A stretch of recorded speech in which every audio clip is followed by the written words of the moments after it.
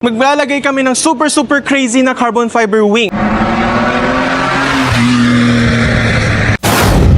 Hi guys! Welcome to another episode of Tiger Garage. So today, another project here. This is a 2024 Mustang 5.0. Woo! Yan, nakikita nyo, medyo social suot ko ngayon. Bakit? Kasi social ngayon yung kotse, kaya naka-social yung suot. Dito tayo. So, anong gagawin ni client? Maglalagay kami ng super crazy na carbon fiber wing. So actually, in this car, mayroon na mabibiling like para dyan talaga na wing, which is parang ganitong itsura niya. Pero, sabi ni client, gusto ko special, ayoko yung katulad sa iba. Lalagyan natin ng vortex design na wing na super crazy yung design niya. Actually, yung wing na yan is for the last gen na Mustang, hindi siya para dito. So, i-convert pa namin. Kaya pagtingin nyo dito, meron na siyang nakatape na kasi gagawin na namin ng custom plating para sa bagong wing. So, I hope you guys are excited. As I always say, wait till you see. Let's go!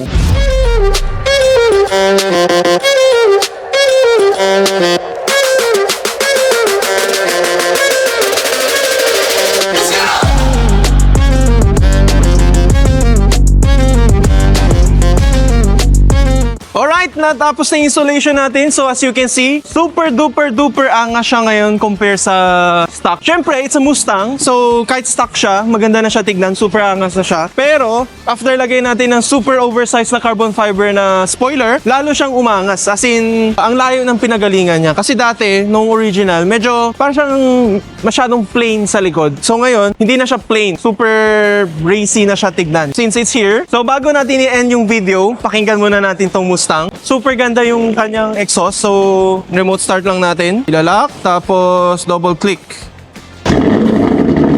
Oh.